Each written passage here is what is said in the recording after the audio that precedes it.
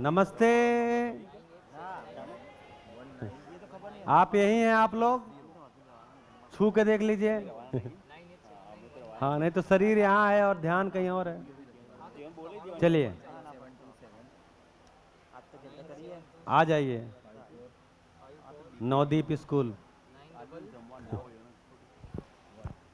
नवदीप विद्यालय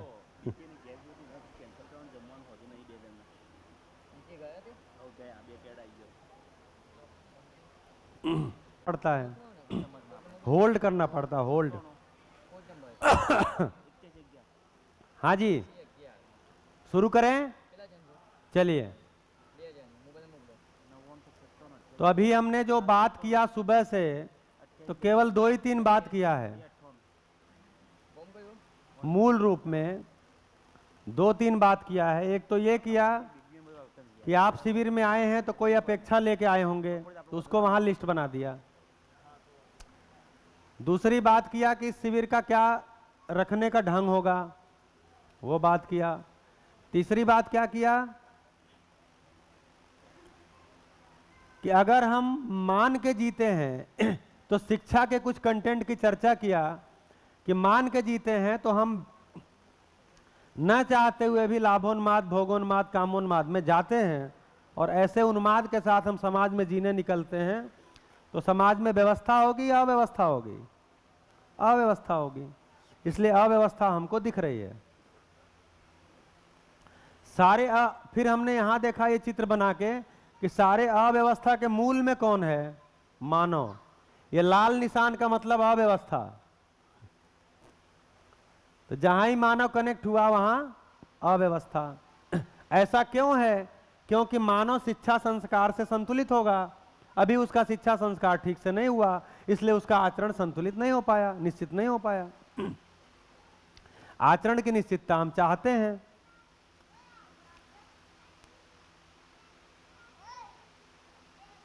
लेकिन किससे चाहते हैं?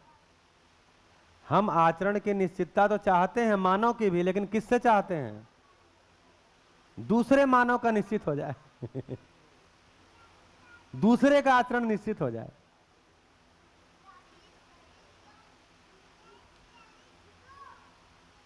तो हम दूसरों से आचरण की निश्चितता चाहते हैं, जबकि हमारा ही आचरण निश्चित नहीं है।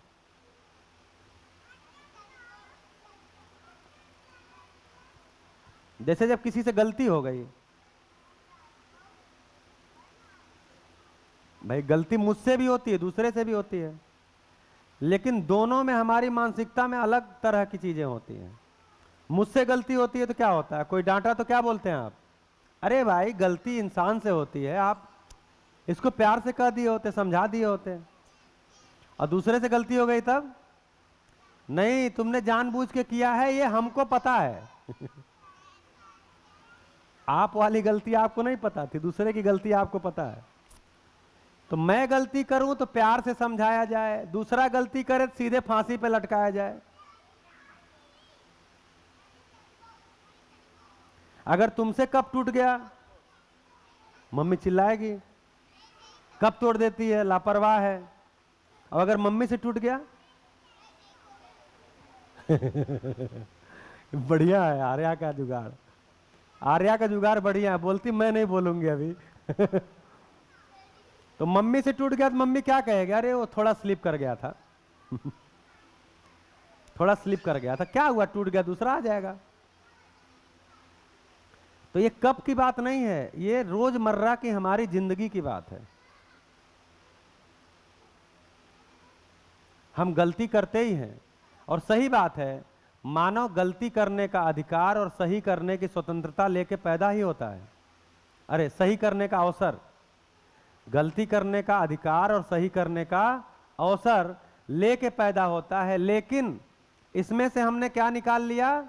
मानव गलतियों से सीखता है। ये गलत हो गया, रॉन्ग नंबर हो गया। रॉन्ग नंबर समझते हैं क्या है? पीके फिल्म देखें तो आप भी रोज रॉन्ग नंबर लगा रहे हैं और कोई दिक्कत नहीं है।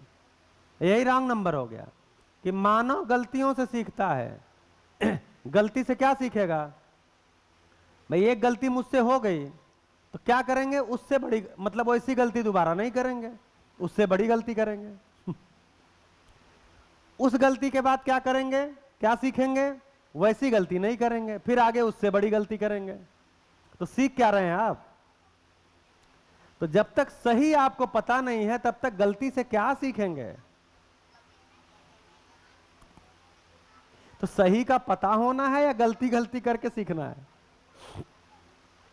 तो पहले सही का पता होता है तब गलती समीक्षित होती है, नहीं तो जब सही का पता ही नहीं है तो गलती समीक्षित कैसे होगी? वही होगा, एक गलती करेंगे, अगली बार वैसी गलती नहीं करेंगे, उससे बड़ी गलती करेंगे, उसके बाद वैसी नहीं करेंगे, फिर उससे बड़ी करेंगे।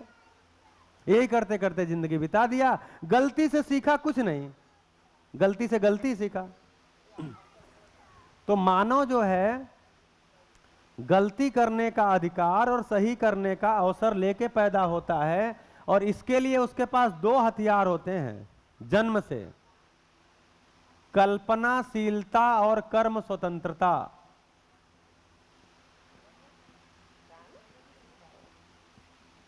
ये मानव में जन्मजात होती है। कल्पनाशीलता का मतलब कि मानव कल्पना चाहे जितना कर सकता है, कोई रोक है कल्पना पे? अच्छा, और कल्पना पे कोई पुरुष महिला का अंतर है कि पुरुष ज्यादा कल्पना करेगा, महिला कम करेंगे? अंतर है? बच्चे कम करेंगे, बड़े ज्यादा कल्पना करेंगे? बूढ़े कम करेंगे, स्वस्थ लोग, नौजवान लोग ज्यादा करेंगे? बीमार नहीं करेगा कल्पना। जो बिस्तर पे पड़ा हुआ है, बीमार है, वो कल्पना नहीं करेगा, वो भी करेगा। तो इसमें कोई अंतर ही नहीं है, उम्र का, लिंग का, जाति का, धर्म का, देश का, सीमा का, कुछ अंतर नहीं है। सब मानव के पास है, असीमित है, और कर्म स्वतंत्रता भी है। अब करना क्या था मानव को? ये दो अगर मानव को उपहार मिले हैं तो इन उपहार का क्या करना था? सदुपयोग।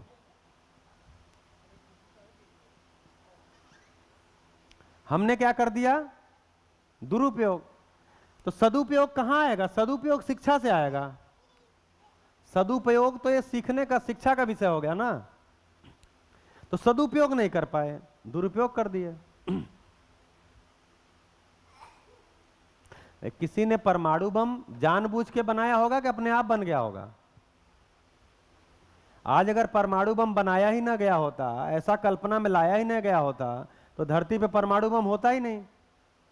लेकिन जानबूझ के किया गया, एटम बम बनाए गए। तो कुल मिलाके हम इस दो जो हमारे पास वैभव है, कल्पनाशीलता और कर्म स्वतंत्रता, इसका हम सदुपयोग करेंगे तो मानवीयता की तरफ जाएंगे। उसके लिए शिक्षा है, जिसकी हम चर्चा कर रहे हैं। सुबह से शिक्षा की चर्चा कर रहे हैं, ठीक? तो ये जो चार अवस्थाएं हैं, इनको चार अवस्था बोलते हैं।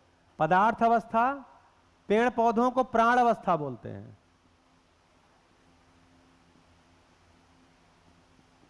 पशु पक्षी को जीव अवस्था बोलते हैं,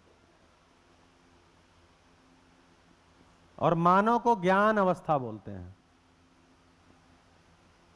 क्योंकि ज्ञान से संतुलित होता है। ये चार अवस्थाओं में पूरकता हमको नहीं दिखी, ऐसा हम अभी देख पा रहे हैं। अब ये चार अवस्थाओं का जो यहां चित्र बनाए हैं, इसी को और थोड़ा ठीक से बनाते हैं। इनका अनुपात ये है, और ऐसा क्यों भी रहा होगा? फिर किसी ब्रह्मांडी किरणों के प्रभाव से दो हाइड्रोजन और एक ऑक्सीजन मिलकर पानी बन गया होगा। पानी बना होगा तो, हाँ अरे यार देखो, तुम्हारा ही अच्छी बात कर रहे हैं। पानी बना होगा तो बादल बने होंगे, बादल बने होंगे तो धरती पे बरसात हुई होगी, बरसात हुई होगी तो धरती पे बहुत सारे गड्ढे हैं, छोटे से लेकर के समुद्र जहां बना है वो इतने बड़े बड़े गड्ढे, तो पानी वहां इकट्ठा हो गया। पानी के इकट्ठा होने पे क्या हुआ होगा? बहुत सालों तक इकट्ठा रहते रहते उसमें काई बनी होगी, एल्गी बनी। पहली जो बॉटनिकल यूनिट है वो क्या बनी? जैसे पूछेंगे धरती का पहला रसायन क्या है, तो पानी। और धरती की पहली कोशिका किसकी बनी थी? तो एल्गी की, काई की, काई बनी होगी। फिर धीरे धीरे वनस्पति जगत इस धरती पे पनप गया होगा।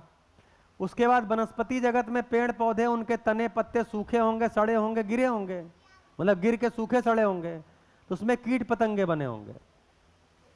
फिर वो धीरे धीरे धीरे धीरे करके पशु पक्षी इस धरती पे आए, और उसी में बाद में मानव आया। अब जिस भी विधि से आया, भाई बंदर से चिंपैंजी होके आया या कैसे आया, मतलब कोई विधि हो, आ तो गया मानव। इसी ढंग से इस धरती का विकास हमको दिखता है। अब ये जो ये अनुपात है इसलिए है क्योंकि पदार्थ जो है ये पेड़ पौधों को भी चाहिए, जीव जंतुओं को भी चाहिए और मानव को भी चाहिए, इसलिए ज्यादा हैं। जीव जंतुओं को पेड़ पौधे चाहिए और पदार्थ चाहिए, मानव को जीव जंतु भी चाहिए, पेड़ पौधे भी चाहिए और पदार्थ भी चाहिए, और मानव इनमें से किसी को नहीं चाहिए। भाई मानव ना हो तो भी ये सब रहेंगे कि नहीं रहेंगे? रहेंगे, क्योंकि मानव से पहले थे, मानव से पहले ये थे। मानव के लिए जब धरती सज गई तो मानव का इस पे अवतरण हुआ, तब मानव आया। लेकिन ज्ञान अवस्था की इकाई है, ज्ञान संपन्न न होने के कारण इसको बिगाड़ा है। आगे ज्ञान संपन्न हो जाएगा तो इसको ठीक कर देगा। तो ये अनुपात क्यों है? क्योंकि आवश्यकता के आधार पे है, नियम से है। अब हम इस अनुपात को बिगाड़ रहे हैं, यानी बिगाड़ रहे हैं मतलब जैसा है वैसा रहने नहीं दे रहे हैं।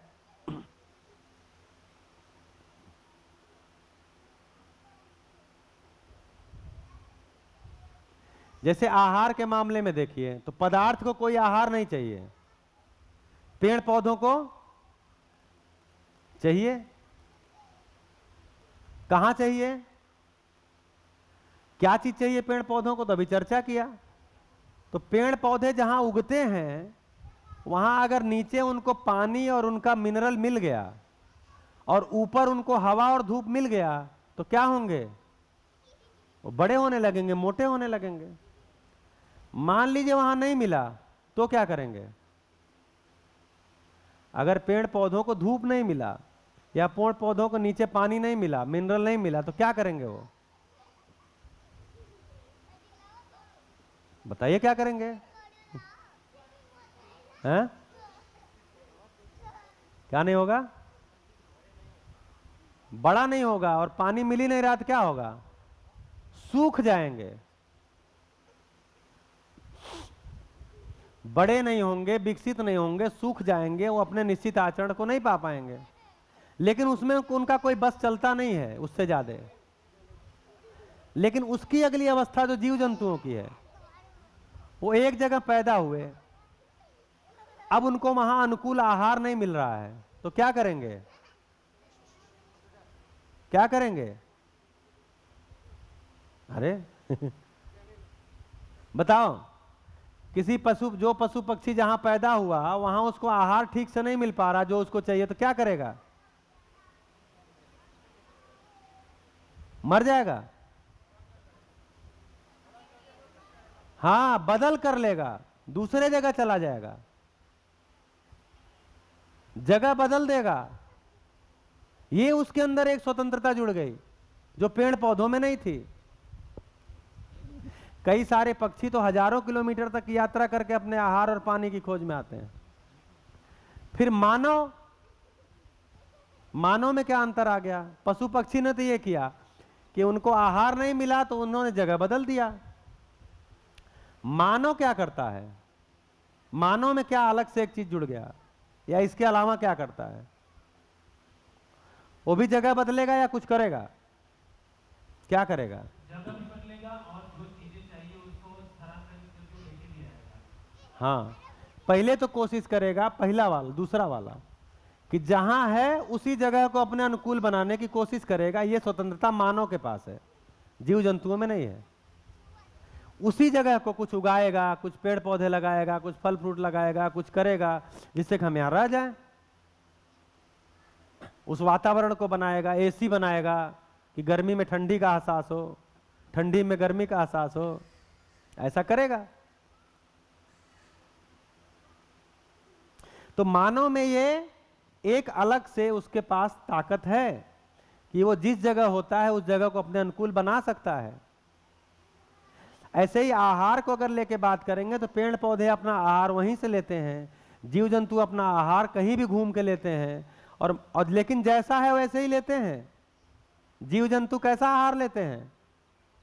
जैसा है वैसा ही, जैसी पत्ती है वैसी पत्ती खा लेंगे, जैसा तना है वैसा तना खा लेंगे, जैसा फल है वैसा फल खा लेंगे। लेकिन मानव क्या करेगा? तो खट्टे को मीठा बना के खाएगा, मीठे को खट्टा बना के खाएगा, मीठे को नमकीन बना के खाएगा, नमकीन को तीखा बना के खाएगा, तीखे को नमकीन बना के खाएगा। सारी ऊर्जा इसी में जा रही मानव की। मानव को अपना आहार ही आज तक पता नहीं चला। जैसे दूध एक मीठी चीज है, उसको क्या करेगा? फाड़ेगा, उसको जमाएगा, उसका पनीर बनाएगा, उसके बाद मसालेदार नमक डाल के खाएगा। तो मानव, चूंकि मानव को क्या हो गया? मानव में एक चीज जुड़ गई है, मानव खुश होना चाहता है, खुशी चाहता है। जीव जंतु क्या चाहता है? तो शिक्षा से जुड़ा हुआ एक और चित्र यहां छोटा सा बना देते हैं, उससे क्लियर हो जाएगा। एक होती है सुविधा। सुविधा, सुविधा मतलब साधन। साधन मतलब खाना पीना, कपड़ा, मकान, गाड़ी घोड़ा, ये सब सुविधा है। मतलब जिससे हमारी जिंदगी आसान होती हो, उसको सुविधा बोलते हैं। तो ये सुविधा मानव को भी चाहिए और पशुओं को भी चाहिए। मानव को भी चाहिए और पशुओं को भी चाहिए।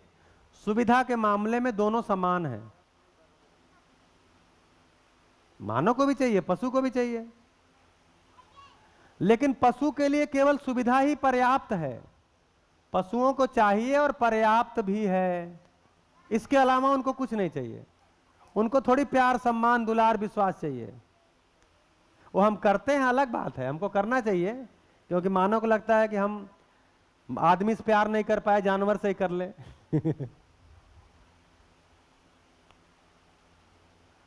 एक कुत्ता पालेंगे, उसको बढ़िया से सहलाएंगे, और घर में एक आदमी है, उससे दिन रात झगड़ा करेंगे। है कि नहीं? ऐसा हो रहा है कि नहीं हो रहा है? जिसको प्यार नहीं चाहिए उसको प्यार करेंगे, जिसको प्यार चाहिए उसको प्यार नहीं करेंगे। ऐसे है। तो पशु पक्षियों को आपके प्यार के भूखे नहीं है वो। उनको समय पे आहार चाहिए, धूप लगे तो छाया चाहिए, गर्मी लगे तो मतलब छाया चाहिए, सुरक्षा चाहिए। तो जानवरों को केवल सुविधा चाहिए। जैसे जानवर भूखा है, आप उसको ऐसे रोटी फेंक के दीजिए, क्या करेगा? बोलेगा नहीं जी, आप फेंक के क्यों दियो, हम नहीं खाएंगे। ऐसा बोलेगा? नहीं बोलेगा, खा लेगा, क्योंकि उसको सुविधा चाहिए। आदमी को भूख लगी है और वो थोड़ा मतलब ठीक ठाक स्थिति में है और उसको भूख लगी है। जैसे आप घर में आए और घर में आते ही बोले भूख लगी है, और जो घर में सदस्य उठा के ऐसे थाली फेंके, लो खा लो, आप क्या करोगे? या वहां टेबल पर रखा, जाओ खा लो, तो आप क्या बोलोगे? ऐसा थोड़ी होता है। ठीक से बोली होती, थोड़ा सम्मान से कही होती। खाना है, मानो तो खाने के लिए श्रम कर रहा है। तो आपको क्या चाहिए? सम्मान भी चाहिए। तो मानव को केवल सुविधा नहीं चाहिए, सम्मान भी चाहिए। और कभी कभी तो सम्मान ही ज्यादा चाहिए। दो रोटी लेकिन इज्जत की, फिल्म में डायलॉग था ना किसी, दो रोटी लेकिन इज्जत की। दो रोटी भी चाहिए, ऐसा नहीं इज्जत से पेट भरेगा। रोटी भी चाहिए, इज्जत भी चाहिए, लेकिन कभी कभी रोटी को दरकिनार कर देता है इज्जत से।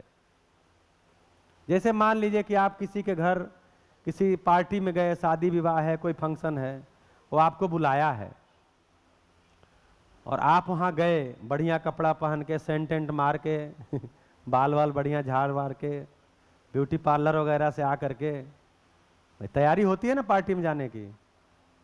गए आप पार्टी में और गेट से ही आपने देखा कि आजकल तो खाने का मेन जो टेबल पे लिखा रहता है दाल मखनी और छोले कुलचे और ये और वो सब दिख रहा है। अब आपको जो जो अच्छा लगता है सब दिख रहा है वहाँ। लेकिन गेट पे जब आप जाते हैं तो जिसने आपको बुलाया है वो ऐसे देखता है आपको और इधर मुंह करके चला जाता है। फिर आप बुलाते हैं भैया, वो देखता ही नहीं है। और अगर आपने कहा अरे सुनो, हाँ बताइए क्या बात है, क्या परेशान कर, क्या हल्ला कर रहे हो, तो आप क्या करेंगे? आप क्या करेंगे? वहां से चले जाएंगे। कौन जा रहा है? आप जा रहे हैं और कौन जाएगा? तुम भी जाओगी, अनु भी, और कोई नहीं? इतना बढ़िया अंदर खाना रखा था, दाल मखनी थी, ये था वो था, वो थोड़ी कुछ बिगाड़ रही है। लेकिन सामान्यतः ऐसा होगा नहीं आपके साथ, डरिए नहीं। होस्ट आपकी इज्जत करेगा, ये तो कल्पना की बात कर रहे हैं क्योंकि हम किसी कंटेंट पे आना चाहते हैं। तो ऐसा क्या होगा कि हम वहां से अपने खाने की महत्वपूर्ण चीजों को भी छोड़ देते हैं। बोलते भी हैं उसने बुलाया तो था लेकिन इज्जत नहीं किया इसलिए मैं खाना नहीं खाया। तो हम मानव को सम्मान भी चाहिए और सुविधा भी चाहिए। लेकिन केवल सम्मान और सुविधा से काम भी नहीं चलता। आपका सम्मान भी हो गया, सुविधा भी हो गई, उसके बाद आप समझ भी चाहते हैं। मानव ही ऐसी इकाई है धरती की जो समझना भी चाहती है। पशु पक्षी कुछ समझने के चक्कर में नहीं है, मानव है जो समझना भी चाहता है, संबंध को समझना चाहता है, सुविधाओं को समझना चाहता है। पानी को समझा, समझा नहीं तो इतनी चीजें बनाया कैसे? अगर उसने अंदर समझने की प्यास ना होती तो इतनी सारी सुविधाओं की चीज बनाता कैसे? तो समझ भी चाहता है। तो एक यहां से और परिभाषा निकलती है कि केवल सुविधा में जीना, इसको बोलते हैं पशु चेतना। पशु चेतना, केवल सुविधा, केवल सुविधा, केवल सुविधा। और सुविधा का सदुपयोग, अब समझ से सदुपयोग आता है सुविधा का, और समझ से ही सम्मान कर पाते हैं। अगर सम्मान समझे ही नहीं है तो क्या सम्मान कर पाएंगे? तो इसका सदुपयोग, सम्मान करते हैं समझ से और समझ पूर्वक सुविधा का सदुपयोग करते हैं, तो एक बड़ा सर्किल बनता है जिसको बोलते हैं मानव चेतना। मानव चेतना। तो शिक्षा क्या है? पशु चेतना से मानव चेतना में संक्रमण ही शिक्षा है। पशु चेतना से मानव चेतना में संक्रमित करा देना ही शिक्षा है। तो सम्मान को समझना पड़ता है, विश्वास को समझना पड़ता है। अभी वहां बैठा था, चर्चा कर रहा था कि जब हम लोग हैप्पीनेस करिकुलम दिल्ली में बनाए तो दुनिया में दिल्ली एक ऐसा पहला राज्य है या पहला एजुकेशन सिस्टम है जिसमें प्रतिदिन नर्सरी से लेके 8वीं तक डेली एक पीरियड हैप्पीनेस की होती है। डेली, बिना गैप के, पूरा 40 मिनट हैप्पीनेस की बात होती है। तो पहले तो जो लोग दुनिया में और हैप्पीनेस चलाते हैं, जैसे दुनिया के कई देशों में चलता है, तो महीने में 15 दिन में कोई एक्टिविटी करा लेते हैं, हंसा देते हैं, डांस वांस करा देते हैं, बोले हो गया जी हैप्पीनेस। तो उनको विश्वास नहीं हुआ कि आप डेली क्या कराओगे हैप्पीनेस में, बच्चा तो उब जाएगा, हैप्पीनेस से ही उब जाएगा वो। डेली क्या कराओगे? तो एक समय ऐसा आया कि दिल्ली के एजुकेशन को, हैप्पीनेस को देखने के लिए, एजुकेशन में और भी काम वहां बहुत हुए हैं, लेकिन हैप्पीनेस को देखने के लिए देश के और दुनिया के बहुत सारे लोग आना शुरू हो गए कि आप करा क्या रहे हो, झूठ बोल रहे हो, केवल मीडिया में हाईलाइट हो रहा है कि वास्तव में कुछ करवा रहे हो। तो देखने आते थे क्या कर रहे हो। तो उसी क्रम में वाशिंगटन डीसी का लेफ्टिनेंट गवर्नर साइरस हबीब, वो भी आ गए। तो एक स्कूल में 2-2.5 घंटा बिताए। तो वो पूछे कंटेंट क्या है। जब कंटेंट हम लोगों ने बताया respect, trust, affection, love, gratitude, बोलते हैं तो ठीक है, हैप्पीनेस क्या है? हम बोले ये हैप्पीनेस है। बोले अरे ये क्या हैप्पीनेस है? उनको तो लगा होगा हैप्पीनेस में कुछ बाजा बजाते होगे, कोई डांस कराते होगे, बच्चों को कोई सिर ऊपर करके हा हा हा हंसाते होगे, कुछ करते होगे। बोले मैं हैप्पीनेस पूछ रहा हूं।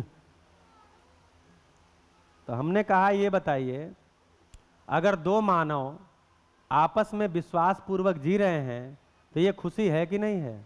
बोले है। दो मानव आपस में सम्मान पूर्वक जी रहे हैं तो ये खुशी है कि नहीं है? बोले है। तो हमने कहा इसके लिए क्या होगा? पहले विश्वास को समझना होगा, पहले सम्मान को समझना होगा, पहले कृतज्ञता को समझना होगा। अभी जितनी अव्यवस्था दिख रही है घर में चाहे बाहर, उसका एकमात्र कारण है मानव कृतज्ञ नहीं है, न मानव के प्रति है न प्रकृति के प्रति है। अगर कृतज्ञ होता तो लाल लाइन नहीं दिखती, लाल क्वेश्चन मार्क नहीं होता। क्योंकि मानव ही धरती का ऐसा प्राणी है जो बिना किसी के सहयोग के जिंदा ही नहीं रहेगा। जीने की तो बात ही छोड़ दीजिए, जिंदा ही नहीं रहेगा। आप यहां सभा में बैठे हुए बताइए, सुबह जगने से लेकर रात के सोने तक जितने सामान का आप उपयोग करते हैं उसमें से कितना प्रतिशत आप खुद बना सकते हैं? बताइए। सुबह बिस्तर से जगते हैं और रात में बिस्तर में जाते हैं, उसके बीच में आप बहुत सारे सुविधाओं का उपयोग करते हैं, उसमें से कितने प्रतिशत आप खुद बना सकते हैं या प्रोवाइड कर सकते हैं? कुछ तो बताइए, मतलब इतना निराश हमको मत करिए। 1%, आधा %, 10%, 20%, कुछ तो बताइए।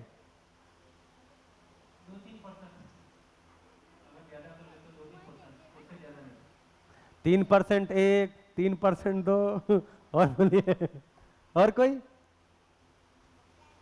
10%। बताओ क्या क्या तुम खुद बनाती हो? रोटी बना लेती हो? अच्छा, मम्मी बैठी पीछे।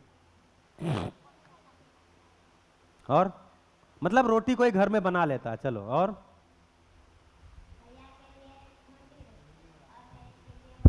बड़ी रोटी। अच्छा बेटा, रोटी किससे बनता है?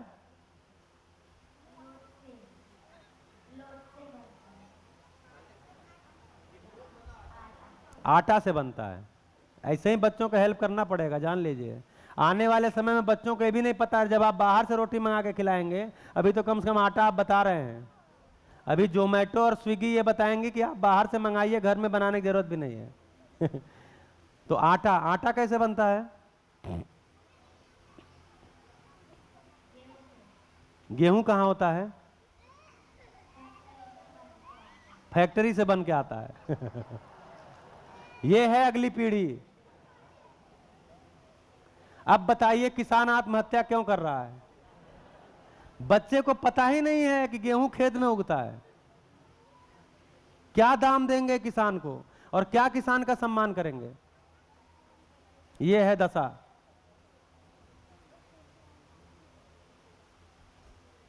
तो कभी खेत घुमा के ले आइए जब गेहूं लगा हो, देखो बेटा ये गेहूं है। ऐसे ही मेरी भतीजी है, तो वो बोली हमें पनीर की सब्जी बहुत अच्छी लगती है। हमने कहा पनीर कहाँ से आता है? बोली दुकान से आता है। पनीर दुकान से आता, क्या गलत बोली? तो हमने कहा कि हम देखो 3 महीने बाद फिर गोरखपुर आएंगे, तब तक तुम पता रख के रखना कि दुकान में कहाँ से आता है। तो 3 महीने का उसको असाइनमेंट दे के आया था मैं। तो 3 महीने में उसने पता कर लिया कि गाय दूध देती है और उस दूध से पनीर बनता है, और कोई वो गोपालक जो गाय पालते हैं वो गाय के साथ बहुत मेहनत करते हैं, उसको चराते हैं, उसको चारा खिलाते हैं, उसको खिलाते हैं, उसको नहलाते हैं। हमने कहा पूरा बात पता करके रखना। तब वो गाय का दूध निकालते हैं, फिर उसका पनीर फाड़ते हैं, फिर पनीर ला के दुकान में पहुंचाते हैं, तब हमारे पैसे से पनीर मिलता है। नहीं तो गाय ना हो, दूध ना हो, तो हमारे पैसे से पनीर नहीं मिलेगा। समझी? तो बेटा गेहूं, जो आटा खेत में उगता है गेहूं, और कौन उगाता है उसको? आपको पता है गेहूं उगने में कितना टाइम लगता है? जब आपको पता नहीं, और किसी को, और किसी बच्चे को आपको पता है गेहूं? हाँ, क्या नाम बताई थी आपके पीछे? ये भी बच्चा ही है ना। आपको पता है गेहूं उगने में कितना टाइम लगता है, गेहूं दाना पकने में? हैं? हाँ, तो यही नवंबर के लास्ट में लगभग या नवंबर के मध्य में गेहूं खेत में लगाया जाता है और अप्रैल या मार्च में काटा जाता है। तो लगभग 4.5-5 महीना। आप सोचो, एक किसान उस खेत में उस गेहूं के साथ 4.5 से 5 महीने लगता है। और ठंडी के सीजन में रात में हमने देखा है गाँव में कि ओला ना पड़े, पाला ना पड़े, उसमें तो रात में जाके पानी चलाता है। जब हम सोए रहते हैं रजाई में ब्लोअर ऑन करके, तो उस समय वो किसान खेत में उस गेहूं के साथ लगा रहता है, तो आपको रोटी मिलती है। आपको पता नहीं रहा होगा, नहीं पता है ना, पता ही नहीं है। तो कुल मिलाकर के हम अभी तो यही नहीं पता है कि चीजें कहां से आती हैं। तो हम लोगों ने एक एक्टिविटी बनाई है इसमें, हैप्पीनेस में, उसका नाम है भोजन की थाली। उस एक्टिविटी में यह है कि बच्चे, परिवार के लोग बैठे हुए हैं और थाली में भोजन रखा हुआ है। तो उसमें चावल है, दाल है, सब्जी है, सलाद है, पापड़ है, अचार है, सब रखा हुआ है। अब घर के बड़े पूछते हैं कि इसमें रोटी कहाँ से आई, दाल कहाँ से आया, बात कर रहे हैं उस पर, तो पता चल रहा है कहाँ कहाँ से आया। तो आपके एक थाली में जो आप खाना खाते हैं, वो थाली सजने में कम से कम हजारों लोगों का योगदान है। हजारों लोगों का, हम तो कम बोल रहे हैं, क्योंकि गेहूं जहां उगता है उसमें कितने लेबर लगते हैं, फिर वहां कटाई होती है, सफाई होती है, फिर वो आता है, आने के बाद आपके यहाँ थोक के पास, थोक से रिटेल, रिटेल से आपके बगल के दुकान में आता है, फिर आपको मिलता है। लेकिन हम किसी के प्रति कृतज्ञ नहीं है। हमको लगता है हमारे पैसे से मिलता है। हम यही बता भी रहे हैं बच्चों को, पैसे से मिलता है। बेटा पैसा कमाओ, सब पैसे से मिलता है।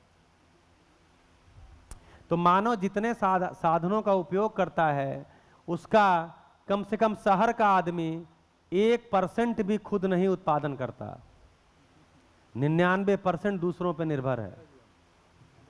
फिर भी छाती चौड़ा करके बोलता है, देखो मैं घर से चम्मच लेके भी नहीं आया था और मैंने सारा कुछ खड़ा किया है। ऐसे लोग बोल देते हैं, मैं घर से तो एक चम्मच लेके भी नहीं आया था, सब मैंने खड़ा किया है। तो मैंने कहा, भैया जिस समय आप ये इस लायक हुए थे कि आप खड़ा कर पाए, उस समय तक में जोड़िए कितने लोग आपको उस लायक बनाने में लगे हुए थे। एक आदमी तो अपना शरीर भी ठीक से चलाना नहीं सीखता, उसको भी चलाना पड़ता उठा के। तो जब आप उस लायक हुए थे कि आप कुछ बना सकें, उस लायक बनाने में कितने लोग लगे हुए थे। तो मानव को खड़ा करने में, मानव को जिंदा रखने में भी बहुत सारे लोगों का योगदान है। प्रकृति का तो है ही है, बहुत सारे मानवों का योगदान है, लेकिन हमको ध्यान ही नहीं रहता। हम बेहोशी में जीते हैं और अगली पीढ़ी को ऐसी ही बेहोशी ट्रांसफर कर रहे हैं।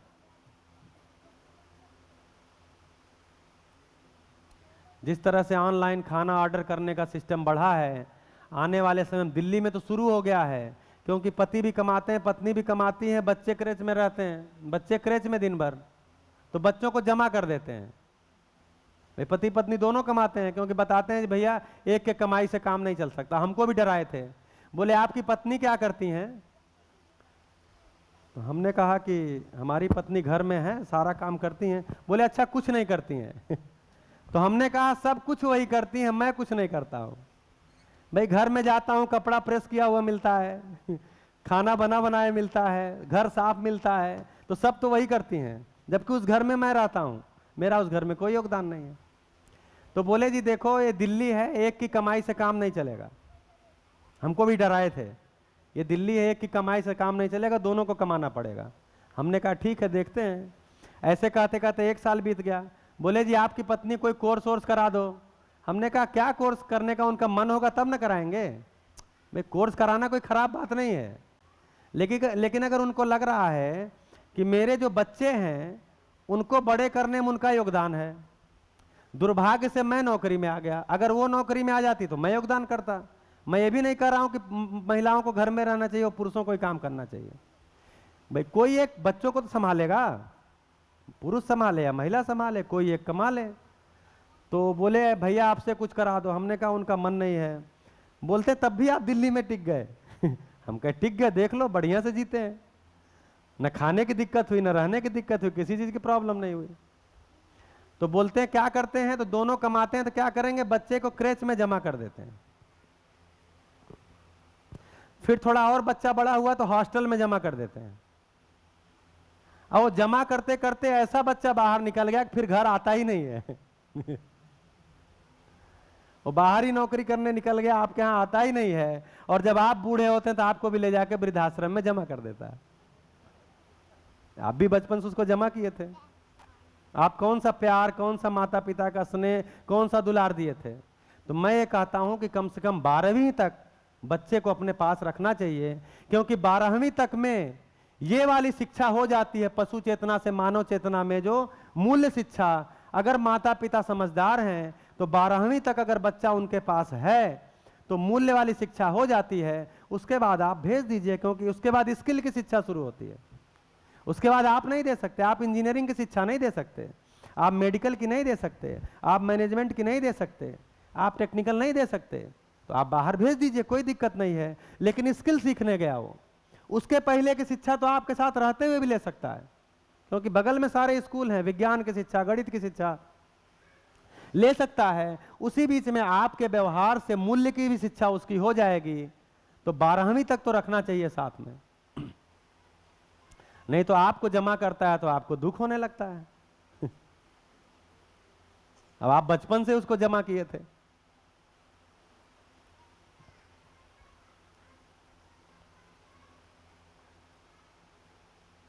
क्यों? क्योंकि सुविधा को ही हमने महत्वपूर्ण मान लिया।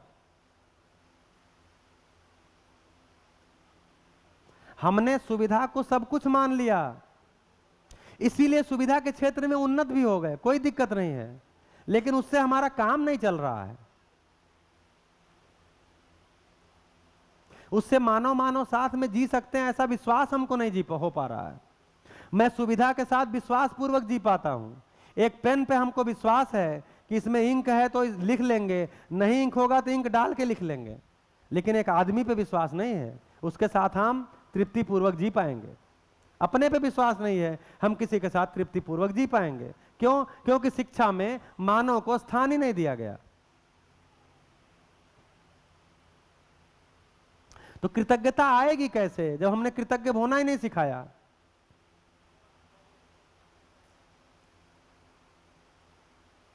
ये आपके घर से आकर के कूड़े वाले कूड़ा ले जाते हैं, गंदगी आप करते हो, सफाई वो करते हैं, लेकिन आप कभी बच्चे को बताते हैं कि देखो ये कितने बड़े व्यक्ति हैं, हमारी सारी गंदगी उठा के ले जाते हैं, सारा कूड़ा ले जाते हैं। उसके प्रति हमने कुछ नहीं सम्मान, उनके प्रति कोई सम्मान हमने नहीं अपने बच्चों में दिया। तो एक हम लोगों ने हैप्पीनेस में ऐसे बहुत सारी एक्टिविटी बनाई है। तो सम्मान वाली एक्टिविटी में छोटे बच्चों को हमने दिया कि आपके स्कूल में जो गार्ड खड़े रहते हैं वो क्यों खड़े रहते हैं। उन्होंने बताया जिससे कि कोई बाहरी व्यक्ति अंदर ना आ जाए। तो उससे क्या होता है, उससे मेरी सुरक्षा होती है। अच्छा, तो आप, हमको तो लगता था कि पढ़ाई में आपके योगदान खाली टीचर का है, उनका भी योगदान है। बोले हाँ जी, तो ठीक है, आज उनको ले जाके एक फूल देना। पता चला दूसरे दिन एक गार्ड को 50 फूल ले आके बच्चों ने दे दिए, और वो गार्ड रोना शुरू कर दिया। क्या बात हो गई, ये बच्चे हमको गार्ड मतलब दाई हैं, सफाई करती हैं, उनको ले जाके फूल देना शुरू कर दिए, बोलना शुरू कर दिए। आपने सफाई किया जिसके कारण हम क्लासरूम में बैठ पा रहे हैं, आपका बहुत बहुत धन्यवाद। कुछ चला गया क्या इसमें? सम्मान तो कहने, ये बड़ा काम नहीं है, ये छोटा काम है, लेकिन इससे सम्मान का वातावरण बनता है, इससे विश्वास का वातावरण बनता है। ये सब्जी वाला बहुत खराब है, ये तो केमिकल वाली सब्जियां देता है, दूध वाला बहुत खराब है, पानी मिलाता है, यही हमने बच्चों को बताया। अब दूध वाला बेचारा क्या करे, दिल्ली में लोग बोलते हैं जी केमिकल आता है, क्या करे वो दूध वाला, क्या करे। आपको दूध भी चाहिए, चाय के लिए चाहिए, पीने के लिए चाहिए, खीर के लिए चाहिए, सेवई के लिए चाहिए, फिर उसके बाद आपको दही भी चाहिए, छाछ भी चाहिए, मट्ठा भी चाहिए, फिर राबड़ी भी चाहिए, फिर पनीर भी चाहिए, फिर खोया भी चाहिए, फिर रसगुल्ला भी चाहिए, फिर रसमलाई भी चाहिए, ये सब आपको चाहिए। उगाना 100 ग्राम भी नहीं है, दूध पैदा नहीं करना, एक गाय भी नहीं है, 100 ml भी दूध आप नहीं पैदा कर सकते। लोड डाल रहे हैं उसके ऊपर जो 2 गाय रखा हुआ है, तो अपना केमिकल मिला के चाहे इंजेक्शन मार के ला के आपको दे तो रहा है कम से कम आपका काम तो चल रहा है। तो मैंने कहा भैया देखो, आप दूधिए को गाली मत दो, आप दूध पीना छोड़ दो, नहीं मरोगे, कोई नहीं मरेगा दूध के बिना। तो नीड हमारी इतनी ज्यादा और लोड एक ही आदमी पर डाल के रख दिया। खेती को हमने खराब काम घोषित कर दिया, लेकिन खेती में से हमको अच्छी चीजें चाहिए। तो ऑर्गेनिक खेती, ऑर्गेनिक उत्पाद, एक नए तरह का सिस्टम शुरू हो गया बाजार में। अब लाभोन्मादी मानसिकता में क्या है, लाभोन्माद लिया कह दिया ऑर्गेनिक खेती। अब ऑर्गेनिक खेती से लाभोन्माद करो। सामान्य आटा 30 रुपए किलो दिल्ली में, ऑर्गेनिक आटा 120 रुपए किलो हो गया। पता नहीं किसान को 120 रुपए तो नहीं मिलेगा जो ऑर्गेनिक उगाया होगा। तो हम उसमें ही लाभोन्माद, केवल मानसिकता लोगों में विकसित कर दो कि ऑर्गेनिक चाहिए, उसके बाद उसका बाजार खड़ी कर दो। तो करना हमको कुछ नहीं है, सुविधाएं बहुत सारी चाहिए। क्यों? क्योंकि हमारे पास पैसा है। अच्छा, जो कर रहा है उसके प्रति कृतज्ञ भी नहीं होना है, तो भाव का भी अभाव है, उसका सम्मान भी नहीं करना है।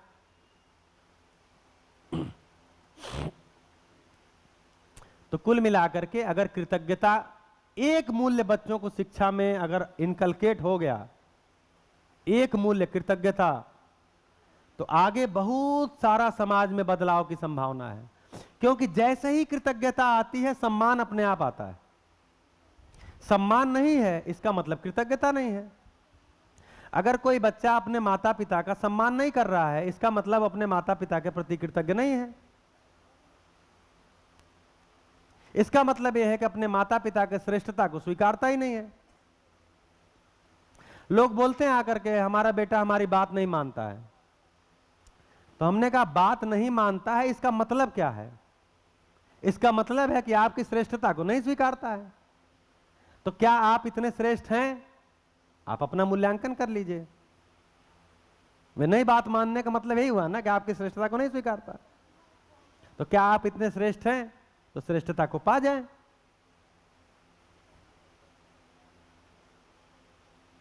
तो कुल मिलाकर शिक्षा संस्कार विधि से पशु चेतना से जीव चेतना में संक्रमण होता है। ऐसे पशु चेतना से मानव चेतना में संक्रमण होता है। ऐसे मानव चेतना में जीते हुए मानव मूल्य संपन्न होते हैं, कृतज्ञता विश्वास सम्मान पूर्वक जीते हैं। अभी क्या है, हम विश्वास पाने के लिए जीते हैं, सम्मान पाने के लिए जीते हैं। ये सारा रूप पद धन बल क्यों लगाते हैं? सम्मान पाने के लिए। तो जब आप सम्मान दूसरे के हाथ में दे के रखे हैं तो उसकी मर्जी सम्मान करेगा चाहे नहीं करेगा। जब मानवीय शिक्षा होगी तो अंतर क्या आएगा? सम्मान मेरे समझ में आएगा तो मैं सम्मान पूर्वक जीऊंगा, क्योंकि वास्तव में सम्मान का भाव तो मेरे अंदर ही है, बाहर है नहीं। जैसे एक एग्जांपल लेते हैं, आप एक माला बड़ा सा लेकर के आए और लोगों को बता करके मेरे गले में माला डाले और बहुत महिमा के मेरे गीत गाए और मैं सम्मानित हुआ। तो सम्मान उनमें से कहां से आया? माले में चिपक के आया या आपके जो बोल रहे थे स्पीच उसमें चिपक के मेरे में आया? आपने मुझे सम्मानित किया, मतलब माला पहनाया, साल ओढ़ाया और कुछ मेरे बारे में कुछ कसीदे कढ़े, तो उसमें मैं सम्मानित महसूस किया। तो जो सम्मान आया वो माले के रास्ते आया, साल के रास्ते आया, या आप जो कसीदे कढ़े उसमें ध्वनि के रास्ते, कान के रास्ते आया? सम्मान कैसे आया बताइए? सम्मानित महसूस किया ना, लेकिन वो सम्मान कैसे आया? माले से आया? माले में चिपका था कि साल में चिपका? जी जी, किससे? जो बात सुने उससे अच्छा लगा, व्यवहार से आया। व्यवहार से, हमारा जो व्यवहार है आपके प्रति उसी व्यवहार से आया, उसको हाँ फील किया। हाँ, आया, आया ना, हाँ, आया। आया। यही रॉन्ग नंबर है एक्चुअली सम्मान मेरे अंदर था, उस घटना से सम्मान मेरे अंदर ही महसूस हुआ। ये हम नहीं पकड़ पाते हैं। वो भाव मेरे में था, लेकिन चूंकि उस भाव के साथ मैं बना नहीं रहता हूं, तो उसके लिए जब कोई कुछ करता है, कोई घटना घटाता है, तब मेरे में पहचान में आता है। तो सम्मान एक भाव है, वो ना आता है ना जाता है, मेरे अंदर है, लेकिन मैं उसको साथ जीता नहीं हूं, मैं उसको पहचान नहीं पाता हूं। तो जब कोई घटना होती तब मेरे में पहचान में आता है। थोड़ा सा भारी लगेगा, भारी लग रहा है ये, हाँ, क्योंकि अभ्यास नहीं है। लेकिन आप जांच के देखिए, जब जब आपका सम्मान हुआ तो आपके अंदर से ही एक सम्मान की फीलिंग आती है। तो हर मानव के अंदर से ही सम्मान की फीलिंग आती है। लेकिन चूंकि हम सम्मान पूर्वक नहीं जीते हैं, तो हम सम्मान पाने के लिए जीते हैं। जैसे रूप के आधार पर सम्मान पाने का प्रयास। तो मैं जब बच्चों का शिविर लेता हूं, आजकल डाइट में बच्चों का शिविर लेते हैं, तो उसमें क्या है, समाज ने मान लिया है कि बच्चों का पढ़ाना तो महिलाओं का काम है, छोटे बच्चों का। तो अगर किसी डाइट में 120 सीट है बच्चों के लिए एडमिशन के लिए, तो उसमें आजकल 110 लड़कियां एडमिशन लेती हैं। मतलब लड़के भरते नहीं, फॉर्म ही नहीं भरते। 120 लड़कियां और केवल 10 लड़के, तो हर डाइट में लड़के अल्पसंख्यक हैं बेचारे तो उनका शिविर लेते हैं, तो लड़कियां हैं सारी। तो हम उनको कहते हैं कि बेटा ये बताओ कि आप जिससे मित्रता, किससे मित्रता करना चाहोगे, जो सुंदर हो या जिनका व्यवहार अच्छा हो? तो लड़कियां क्या उत्तर देंगी? मैं उनसे सामने प्रश्न रखता हूं कि आप जो आपस में मित्रता करते हो या करना चाहोगे, तो उस लड़की से करना चाहेंगी, मतलब एक लड़की दूसरी लड़की को इस आधार पर मित्र बनाएगी वो कुछ सुंदर है या उसका व्यवहार अच्छा है? सब लोग यही कह रहे हैं ना, व्यवहार अच्छा है। वो लड़कियां भी बोलती हैं कि जिस लड़की का व्यवहार अच्छा रहता है उनसे हम मित्र बना लेते हैं। हमने कहा लेकिन अपना क्या ठीक करने में लगी हो, रूप या व्यवहार?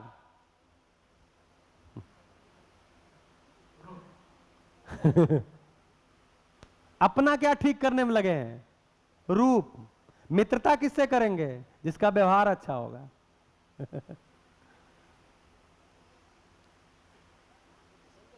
व्यवहार को ठीक करने में नहीं लगे हैं। तो हमको पता है कि हम व्यवहार से तृप्त होते हैं, लेकिन हम रूप ठीक करने में लगे हुए हैं। तो बाजार तो इसके लिए बैठा ही हुआ है। आपका रूप ठीक करने के लिए बाजार बैठा है।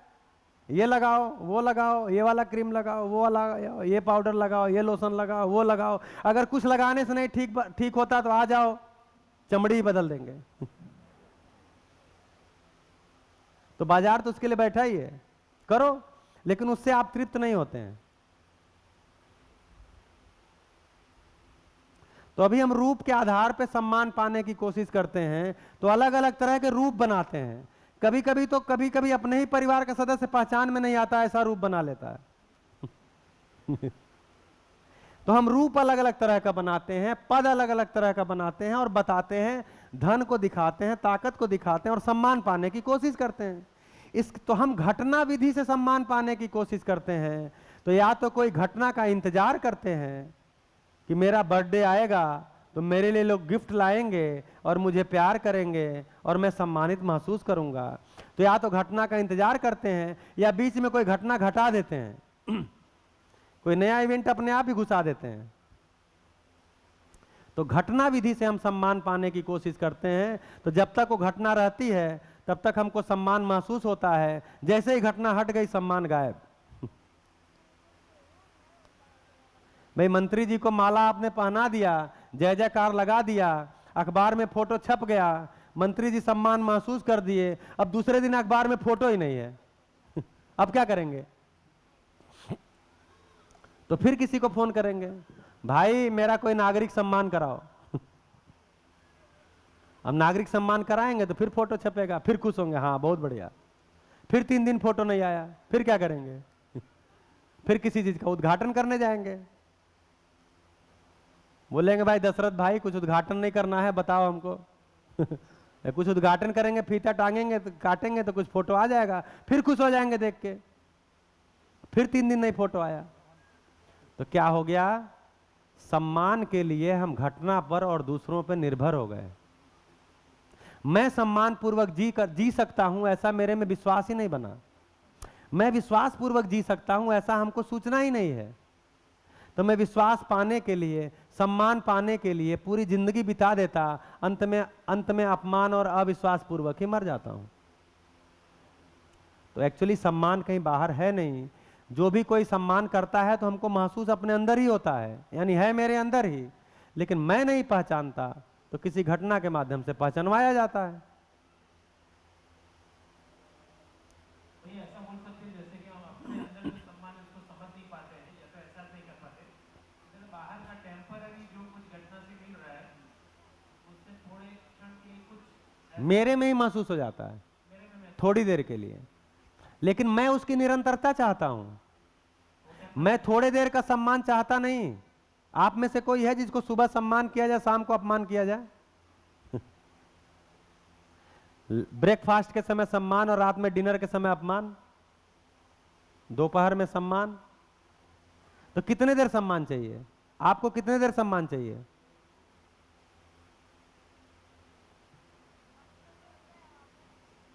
छोटों को सम्मान नहीं चाहिए? आप रिस्पेक्ट नहीं चाहते हो अपनी? हो देखो, बच्चों को यही बता दिया कि भाई तुम छोटे हो। आपको सम्मान चाहिए कि नहीं चाहिए? आपका लोग रेस्पेक्ट करें कि ना करें? करें। कितने देर करें?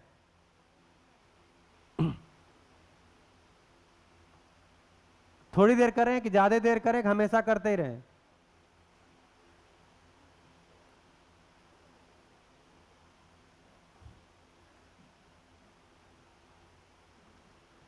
आप कितने देर रिस्पेक्ट चाहते हैं? अपना सम्मान कितने देर चाहते हैं? थोड़ी देर, ज्यादा देर या हमेशा? बाकी लोग?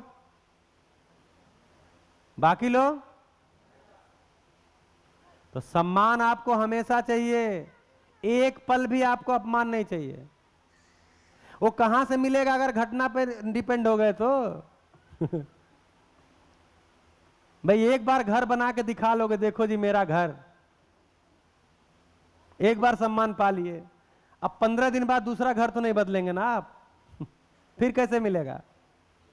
एक बार कपड़े से, एक बार पद से, रूप से, धन से, बल से दिखा दिए, लेकिन आपको तो हमेशा चाहिए, अब कैसे मिलेगा?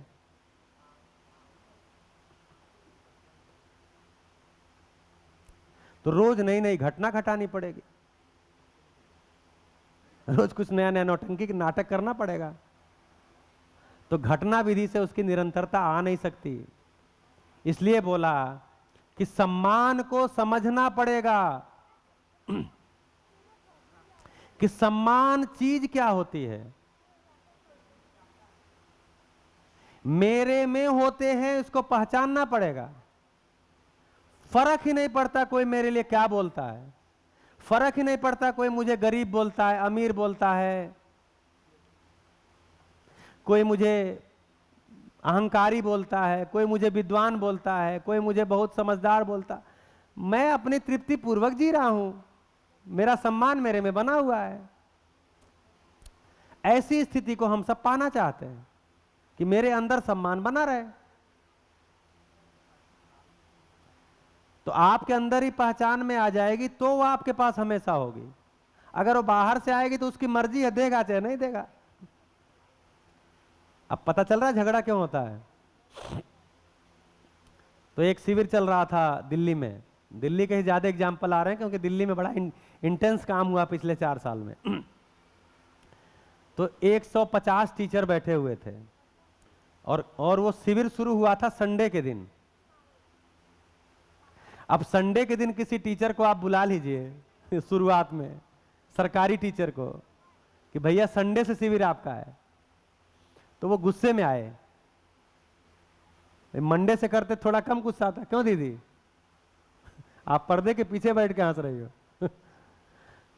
तो किसी टीचर को आप बुला रहे हैं और संडे के दिन से शुरू कर रहे हैं, मंडे को बुलाते समझ में भी आता, तो उनके अंदर गुस्सा था।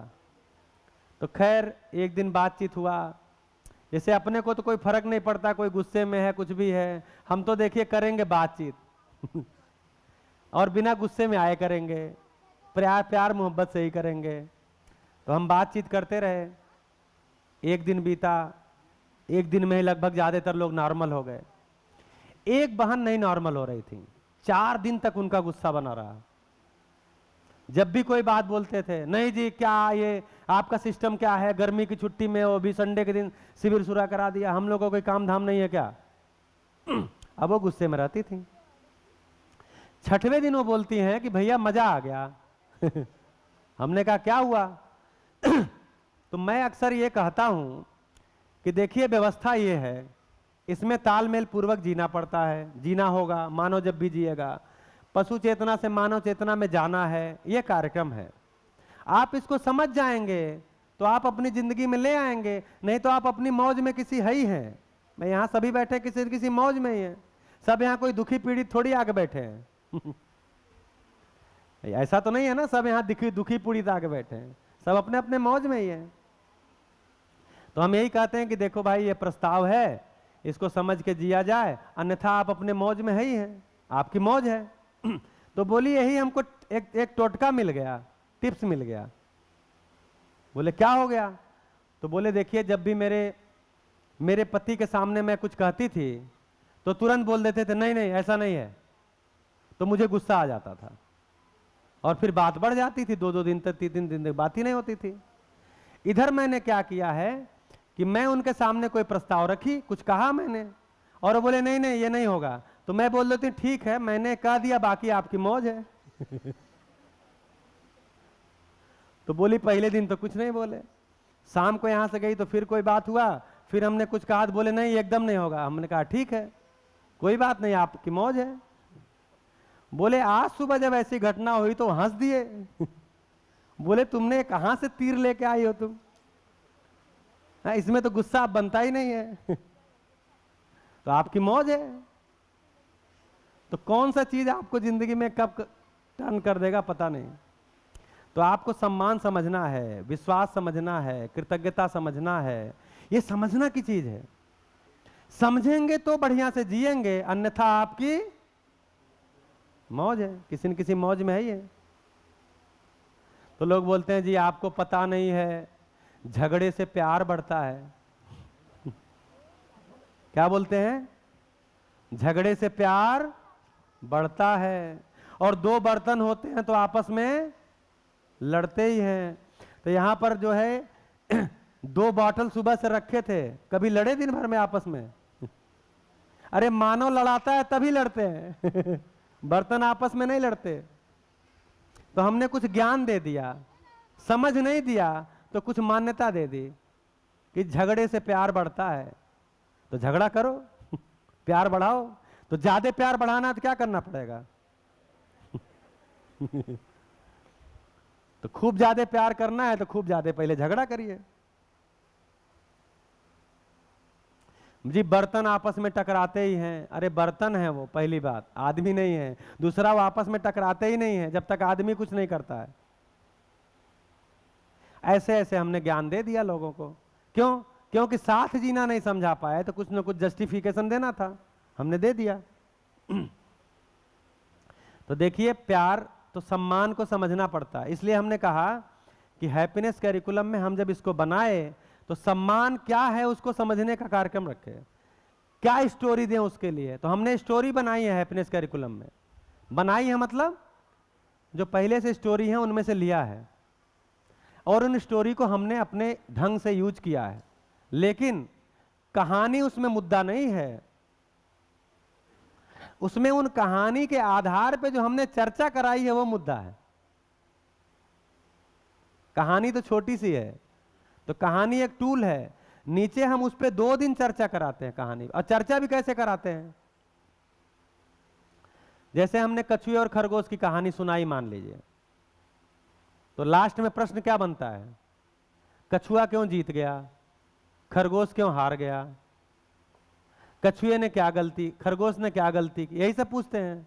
हम ऐसा नहीं पूछते। हम प्रश्न क्या पूछते हैं, क्या आप भी कभी कछुए की तरह से सफल हो पाए हैं? उस घटना को बताइए। या आप कभी खरगोश की तरह से गलती कर दिए जिसके कारण आप पीछे रह गए? उस घटना को बताइए। यानी कहानी को उसकी जिंदगी से जोड़ रहे हैं। भाई कहानी के कंटेंट पे प्रश्न पूछ के क्या करेंगे, वो तो पता ही है कि खरगोश क्यों हारा था।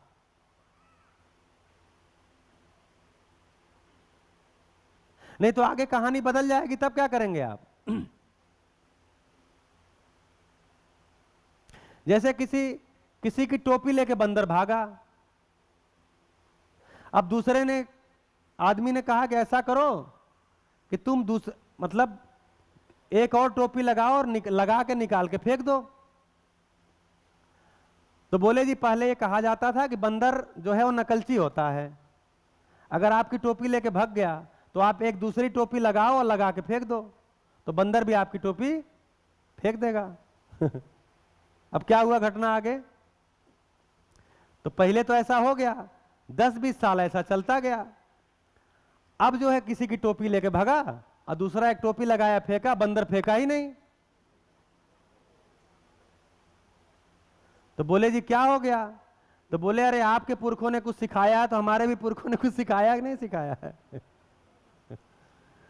तो अब क्या होगा? इस कहानी से कोई शिक्षा नहीं। तो अंत में क्या लिखेंगे, इस कहानी से क्या शिक्षा मिलती? तो हम जितनी भी कहानियां रखे हैं उन सारी कहानियों पे हम बच्चों का रिफ्लेक्शन लेते हैं, उनके अंदर क्या रिफ्लेक्शन आया। हम जो भी एक्टिविटी कराते हैं उनमें भी बच्चों से रिफ्लेक्शन लेते हैं कि आपके अंदर उसको सुन के क्या रिफ्लेक्शन आया। इस ढंग से हैप्पीनेस। जी हो गया टाइम। ये तो एक बहुत बड़ी चुनौती थी, क्योंकि उसका कोई भी उदाहरण दुनिया में उपलब्धि नहीं था। भाई आपको साइंस की बुक बनाना हो तो उसका उदाहरण उपलब्ध है, लेकिन हैप्पीनेस की बुक बनानी है, डेली एक्टिविटी स्टोरी करानी है, एक्सप्रेशन कराना है, और उसका कोई एग्जाम्पल ही नहीं था। क्या किया जाएगा? तो पहले 2 महीने तो हम लोग केवल बैठ के बात किए, कुछ काम नहीं किए। और मंत्री जी का बहुत उपकार था कि उन्होंने कहा ठीक है पहले बात ही कर लो। तब हम लोगों ने एक फ्रेमवर्क बनाया। फ्रेमवर्क को विद्या के कंटेंट के आधार पे बनाया। उस फ्रेमवर्क को हमने हॉरिजेंटली बांटा कि क्या क्या कंटेंट रहेगा। हॉरिजेंटली पहले बांटा, फिर वर्टिकली उसको क्लास वाइज बांट के फिर उसमें कहानियां और एक्टिविटी, कौन कौन सी एक्टिविटी तो बनी बनाई थी नहीं, हमारे पास एक्टिविटी बनानी थी, कहानियां कौन कौन सी होंगे जो वहां पे ले जाके रखी जाए। इस ढंग से करके हैप्पीनेस करिकुलम को हम लोग बनाए। क्यों? क्योंकि हैप्पीनेस करिकुलम के माध्यम से हमको ये वाला काम करना था, बच्चे हैप्पी हो जाए या नहीं करना था, वो पशु चेतना से मानव चेतना में उनका संक्रमण हो जाए, ये करना था।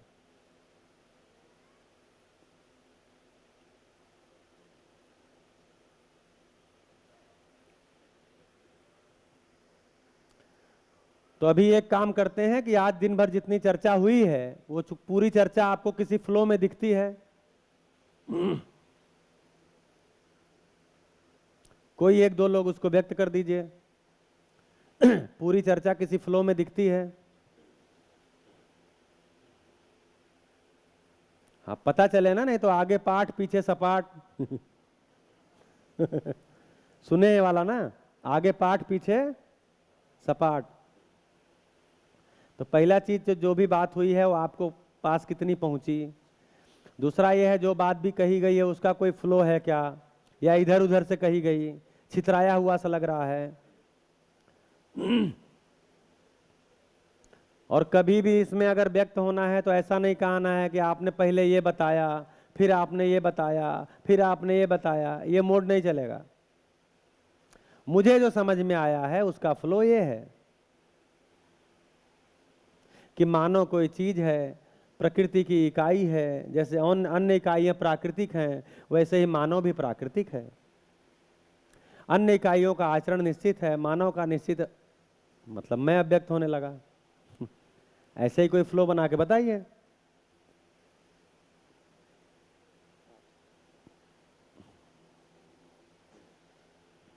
बताइए। कोई भी। Hello hello. पशु जो होता है वो सिर्फ सुविधा चाहता है, और जो मानव है वो सुविधा, सम्मान, सम्मान एक्स्ट्रा और समझ भी चाहता है। दूसरा मतलब जो जीव है और प्राण अवस्था है और पदार्थ अवस्था है, वो परस्पर एक दूसरे को पूरक होते हैं, जबकि मानव जो होता है वो सिर्फ सिर्फ लेना चाहता है और देना मतलब वो नहीं पाता है, वो उसका अधूरापन है। तो ये इस चीज़ में मैंने देखा कि जो बच्चों के बारे में जो बात हुई, ये जो बच्चे बेसिकली नेचुरली जो है जिज्ञासु है, हम्म। तो मैं देख पा रहा हूँ कि ये सिर्फ बच्चों की बात नहीं है, हम भी बच्चे थे। हम्म। तो हर मानव जब भी मतलब कि जन्म लेता है तो बाय नेचर हर बच्चा जिज्ञासु है और तृप्त होना चाहता है, न्याय का याचक है। तो योग्यता उसके लिए और सही कार्य व्यवहार चाहता है और सत्य। तो लैम्बा करके एक जो प्रोग्राम जो किया है, हमने काफ़ी लोगों ने इसमें भी किया है, तो उसमें देखते हैं कि जितने भी इंसिडेंट जो है, जो बड़े होते हैं, जो इंसिडेंट कैरी करके पूरी ज़िंदगी को मतलब जेल के जो निकालते हैं, तो इसी के कारण कुछ ना कुछ घटनाएं जो घटित होती है, या तो एजुकेशन में, या तो घर में, या तो कहीं भी, तो उसके वो घटना को लेकर चलते रहते हैं और पूरी ज़िंदगी को कुछ अलग डायरेक्शन में ही जीते हैं। तो इसी बच्चों के लिए नहीं, मतलब कि हर एक मानव ये चाहता है, ये चार चीज़ें बहुत अच्छे से क्लियर हो पा रही है। हाँ, बहुत बढ़िया। तो अगर हमको तो अगर हमारे इस हिस्से पे काम नहीं हुआ है तो हम भी आज तक बच्चे ही हैं। बच्चे ये भी तो हम बच्चे पैदा हुए थे और बच्चे ही मर जाते हैं। इसमें तो ये भी दिखता है कि हम बच्चे से, अभी बच्चे तो कुछ मतलब कि लदा हुआ नहीं है उनके ऊपर, तो अभी तो ये मतलब कि सीधा वो ग्रहण कर सकते हैं। बहुत और अच्छा। हमको तो काफ़ी चीज़ें अभी मतलब कि मिटानी पड़ेगी, अभी 2-3 दिन तो मिटाना पड़ेगा, तब जाके कुछ नई चीज़ हम उसको स्थान दे पाएंगे। बहुत बढ़िया। हमारे पास एक बैगेज है, जो बड़े हो गए उनके पास एक गठरी है बहुत सारी, और वो गठरी हम ढो रहे हैं और वो पता भी नहीं है क्यों ढो रहे हैं, और उसको हमने जांचा भी नहीं उस गठरी को कि जो है उसमें का सामान काम लायक है कि नहीं है। अब अगर वो काम लायक नहीं है तो सड़ेगा, सड़ेगा तो बदबू देगा, और बदबू किसको आएगा? जो टांगा है उसी को आएगा। तो कम से कम जांच परख तो की जाए। बढ़िया, बहुत अच्छा अजय भाई, बहुत बढ़िया। और ऐसे चीजें निकाल के लाइए अपना मूल्यांकन। आपको क्या लग रहा है?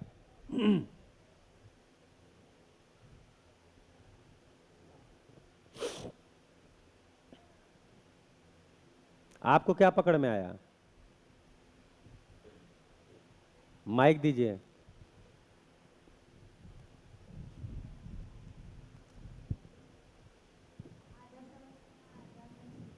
तो जो आधा समझ में आया वो बताइए।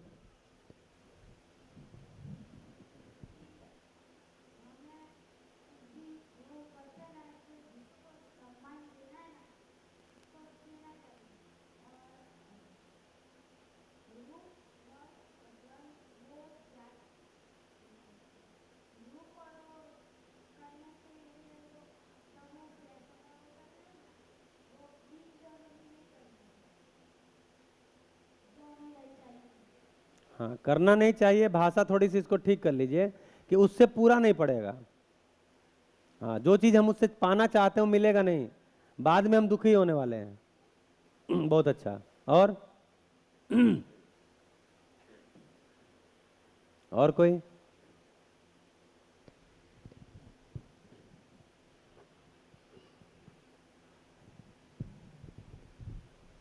तो ये दूसरा जो पदार्थ चार अवस्था के बारे में जो बात हुई, तो मेरे को एकदम क्लियर हो रहा है कि हम हर अभी जिस तरह से जी रहे, तो पशु चेतना में जो जी रहे, तो पशु चेतना के अंदर हर इकाई का कहीं ना कहीं शोषण ही कर रहे हैं।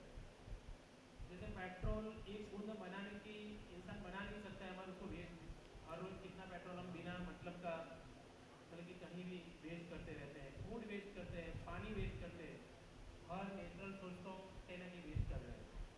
इसी तरह पशु पंखी का भी कहीं ना कहीं हमारे जीवन के लिए फायदे के लिए गलत उपयोग कर रहे हैं। बहुत बढ़िया। मैं अभी एक इंसिडेंट मेरे को याद है, जब गांव में जब ऊँट कोई सामान जब धोना है तो ज़्यादा भर देते, फिर मतलब પછી उसको सोटी मार के चाबुक मार के उसको ढोने के लिए मजबूर करते हैं। तो मानव ने अपने शोषण के लिए मतलब कि कौन सी एक अव्यवस्था खड़ी की है। तो प्रकृति के साथ कहीं भी हर इकाई के साथ, और अभी ये भी दिखता है कि मानव का भी कहीं ना कहीं यूज कर रहा है उस लेवल पे शोषण तक। आप इकाइयों का तो किया ही है, पर मानव का भी कहीं ना कहीं शोषण। हाँ, मानव का ही करेगा। तो अभी क्या है, एक परिवार में गया मैं, तो उस परिवार में पैसे की कोई कमी नहीं थी। ये गोरखपुर की घटना है 2012 की। तो उनका बाहर ऐसे नल खुला हुआ था, पंखे सारे चल रहे थे। तो एक बच्चा था इनके जितना बड़ा, इनसे थोड़ा बड़ा था। तो हमने कहा बेटा वो पानी बंद कर दो और ये बिजली इतना पंखे क्यों चला के रखे हो। बोला अंकल क्या दिक्कत है, हम इसका बिल भरते हैं। क्या दिक्कत है, हम इसका बिल भरते हैं। तो अभी हम अगली पीढ़ी में क्या भर रहे हैं, हमारे पास पैसे की ताकत है। अब आपके बिल भरने की ताकत से थोड़ी पानी बचेगा। खत्म हो जाएगा तो आपके पास बिल भरने की ताकत रहेगी, पानी नहीं रहेगा। ये जो बिजली बन रही है ये भी किसी नेचुरल रिसोर्स को एक्सप्लॉइट करके बन रही है, किसी प्राकृतिक स्रोत को खत्म करके बन रही है। कोयला जलाया जा रहा है, गैस जलाया जा रहा है, कुछ ना कुछ जलाया जा रहा है, तब बन रही है। तो अगर हम इसका दुरुपयोग करते हैं तो खत्म हो जाएगा। तो ये बात नहीं बता रहे हैं। वो कह रहा सीधा अंकल आपको क्या प्रॉब्लम है, हम बिल भरते हैं इसका, हो गया। अब कृतज्ञता कहां से आएगी। तब तो बच्चा समझ गया ना, आगे की पीढ़ी समझ रही है आपके पास बिल भरने की ताकत होनी चाहिए। बस आपके पास पेट्रोल पंप से पेट्रोल खरीदने की ताकत होनी चाहिए। पेट्रोल खत्म हो रहा है, उसका दुरुपयोग नहीं करना चाहिए, तो राइडिंग में खर्च कर लेते हैं जी। एक राइड लेके आता हूं, ड्राइव करके आता हूं, थोड़ा पता चला 100-200 किलोमीटर ड्राइव करके आ गए। क्या करने गए, बस ऐसे ही ड्राइव किया हूं और उसी में 5 लीटर पेट्रोल फूंक दिए। अब वो थोड़ी धरती में जाएगा फिर।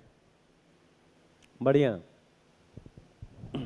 और मानव सम्मान पाना चाहता है, सम्मान उसके अंदर ही उपलब्ध है, फिर भी वो डिफरेंट घटनाओं जैसे रूप धन पद से पाना चाहता है।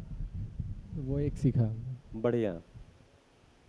तो सम्मान पाना चाहता है, सम्मान पूर्वक, एक्चुअली सम्मान पूर्वक जीना चाहता है, लेकिन पता नहीं इसलिए सम्मान पाने के लिए दौड़ रहा है। हाँ जी। दूसरी चीज़ की ये जो शिक्षण कहाँ पर? का, हाँ हाँ हिमांशु, ये जो शिक्षण क्यों, ये जो प्रश्न हुआ था, तो उसमें जब हम डेप्थ में गए तो काफ़ी क्लैरिटी हुई कि एक तो अभी जो आज शिक्षण दे रहे हैं हम लोग और हमारी जो शिक्षण से अपेक्षा है वो कॉन्ट्राडिक्टरी है। तो एक तो जो शिक्षण अभी दे रहे हैं वो लाभोन्मादी, भोगोन्मादी और कामोन्मादी शिक्षण की बात हम लोग कर रहे हैं, और जो अपेक्षा हमारी है जो यहाँ पर लिखी गई है वो थोड़ा कॉन्ट्राडिक्शन में है। और दूसरी चीज़ की, हम जब बोलते हैं तो शिक्षण पहले क्यों, ये क्वेश्चन ही सबसे पहले जो जनरेट होता है, तो उससे एक चीज़ ये समझने गए कि पदार्थावस्था, प्राणावस्था और ये जो पशु पक्षी है तो इनमें संतुलन ऑलरेडी है और मानव का अनिश्चित आचरण है, बाकी का आचरण निश्चित है। तो ये जो ध्यान जाता है तो उससे भी काफ़ी ये क्लियर हो जाता है कि अभी मानव को अभी शिक्षण की ज़रूरत क्यों है, और वैसे शिक्षण की ज़रूरत है तो शिक्षण में क्या होना चाहिए, तो उसका ध्यान गया थोड़ा। बहुत बढ़िया।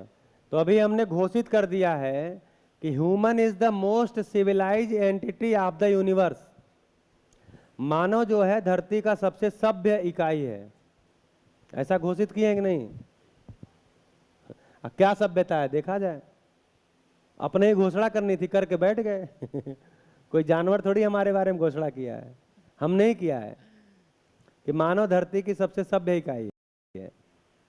जबकि हमको क्या खाना है आज तक पता नहीं है, कब खाना है भी नहीं पता, कैसे खाना है भी नहीं पता। अभी ये आहार के मामले को ले लीजिए तो हम निश्चित नहीं हुए, क्या खाना, कब खाना, कितना खाना, कैसे खाना, कुछ भी नहीं पता है।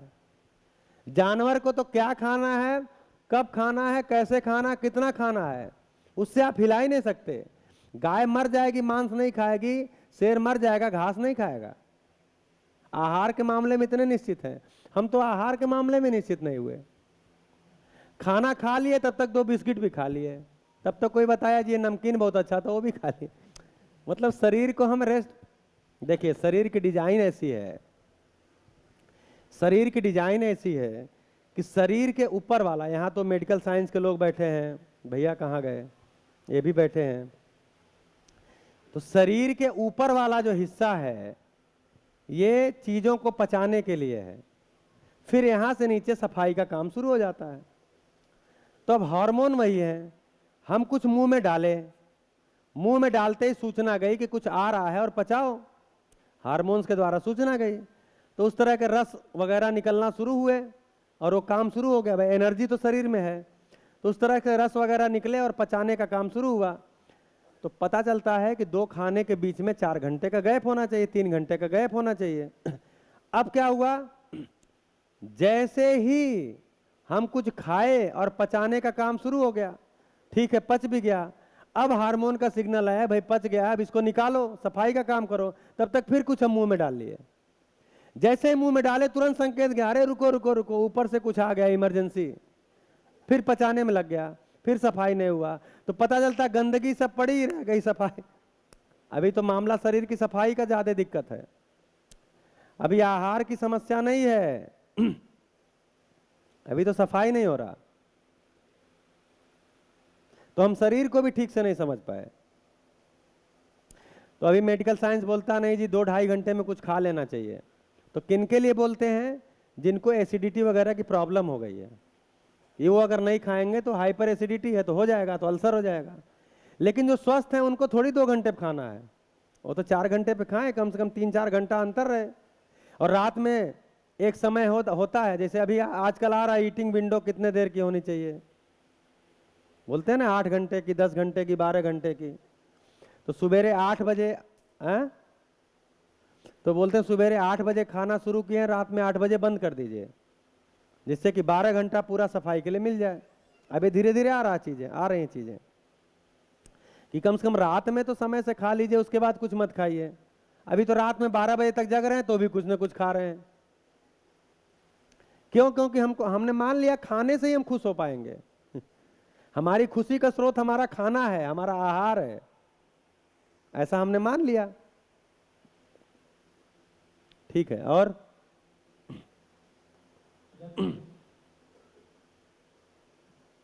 मेरा बेटा है 12 साल का, वो पहले से इतना जिद्दी था कि मार्केट में कहीं से भी गुजरता था, कोई भी खिलौना होता है, कोई भी नई चीज देखता है, वो तुरंत मेरे से जिद पकड़ के वो खरीदवाता है। और खरीदते ही मैं आधे घंटे इधर उधर होता हूँ, तुरंत वो खोल देता है, तोड़ देता है। कैसा भी होता है, लोहे का भी लिया तो भी वो तोड़ देता है। तो मुझे अब पता चलता है कि शायद इसमें जिज्ञासा ज्यादा होती है। वो ज्यादा जिज्ञासु है, उसको शिविर में ले आए कि नहीं लाए? कल लेके आइए। किसी किसी शिविर में कुछ बच्चे आते हैं जो बड़ों से ज्यादा प्रश्न करते हैं, खूब प्रश्न करते हैं। जी, માણસની જરૂરિયાતો એટલી બધી થઈ ગઈ છે હાલના યુગની અંદર કે એને પૂરી કરવી કોઈની તાકાત જ નથી. માણસને ઠંડીની જરૂર પડે છે કે એસી ચાલુ કરીને ગઈ જાય, પણ એવું વિચાર નથી કરતો હું એક બે વૃક્ષ વાવું અથવા એને હું છેકરી મોટું કરું જે આગળના 50 વર્ષ સુધી કામ કરે, એવું તો કદી વિચાર જ નથી કર્યો. બીજી વાત કરીએ તો હાલ વરસાદ પડપડ થાય છે તો માણસો એમ વિચાર કરતા હોય કે જીસુ જીસુ બાકી રહી જાય છે, વરસાદ આયા જાય કરે છે, પણ આપણે એટલું વિચાર નહીં કર્યો આપણે કુદરતી પરિબળોને કેટલી અસર પહોંચાડી. આપણે ખુદ જ વિચાર નહીં કરતા કે આપણે કેટલા સુધી પર્યાવરણનું નુકસાન પહોંચાડ્યું છે કે જે આપણને જીસુથી નુકસાન કરે. Thank you. बढ़िया, आ गया हमें, कोई दिक्कत नहीं, धीरे धीरे गुजराती हमको आ जाएगी। आप ऐसे ही कृपा बनाए रखिए। जी भैया एक बात क्लियर हो रही है कि जो गोल सेटिंग की जो बात करते हैं काफ़ी बार बच्चों के बारे में, या तो कहीं भी जो भी बोलता है गोल मतलब होना चाहिए, तो अभी जो 1 2 3 4 जो पॉइंट्स लिखे हैं कि स्वयं में तनाव मुक्त, परिवार में क्लेश मुक्त और समाज भयमुक्त, प्रकृति संतुलित। तो अल्टीमेट जो गोल अगर बोले तो बस यही है हर एक मानव के। इससे कम में शिक्षा का प्रमाण ही नहीं है। इसके अलावा कोई गोल हो ही नहीं सकता। भैया आप पढ़े लिखे समझदार हैं और टेंशन में हैं, आपको रात में नींद की गोली खानी पड़ती है, क्या बात का पढ़ाई है भैया, क्या चीज समझे आप? मतलब इससे कम में प्रमाण क्या लाएंगे? नहीं हो सकता जी।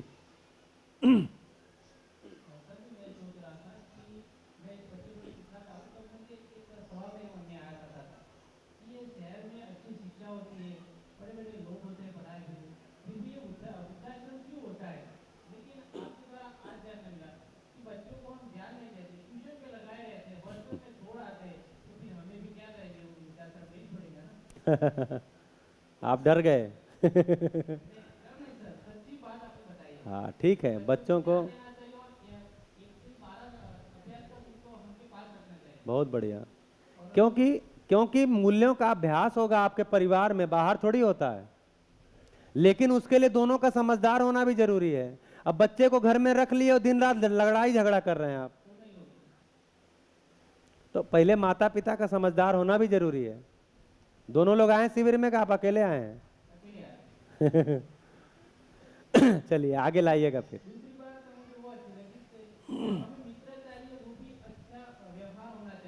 हाँ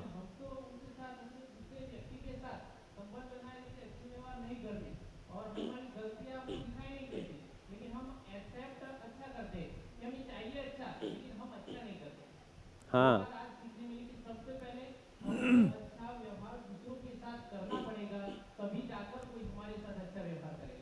हाँ, तो इसमें क्या भाषा बनती है? इसमें भाषा ये बनती है कि हम सभी चाहना से संपन्न मानव हैं, चाहते बहुत अच्छा अच्छा है, योग्यता से संपन्न नहीं है। वैसी मेरी योग्यता नहीं जिस जैसा दूसरों से चाहते हैं। दूसरों से बहुत अच्छी अच्छी चीजें चाहते हैं, लेकिन मेरी ही योग्यता उसमें कमजोर है।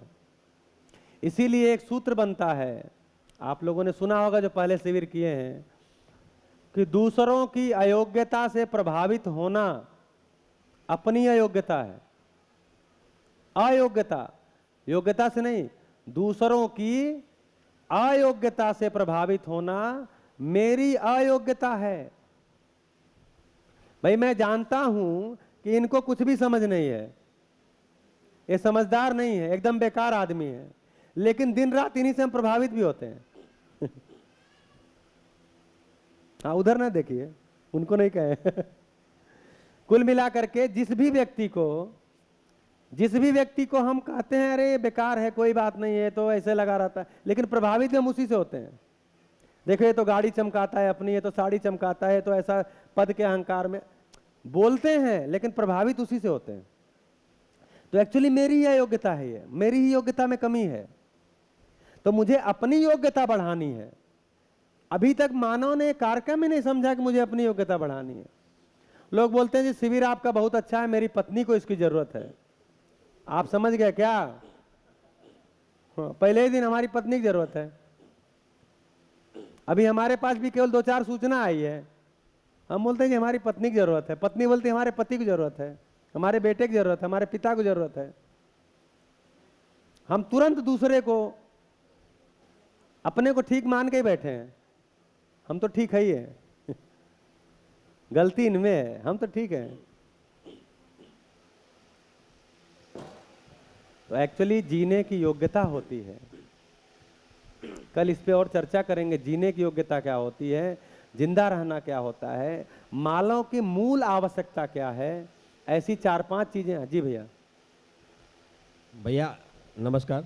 नमस्कार। आपने जो ये बात शिक्षा वाली बात बताई, वो बात बहुत मतलब एकदम गहरी है और समाज के लिए और हम सब के लिए बहुत चिंताजनक बात है कि आज बच्चा 2.5 साल का बच्चा वो 20 लाख रुपया उसके पीछे हम और सरकार कोई भी खर्चा करता है, और वो करने के बाद जब भी बाहर निकलता है तभी आपने जो ये गलत चीज़ पढ़ाई जाती है कि आवश्यकताएं है असीम है और जो साधन है वो सीमित है।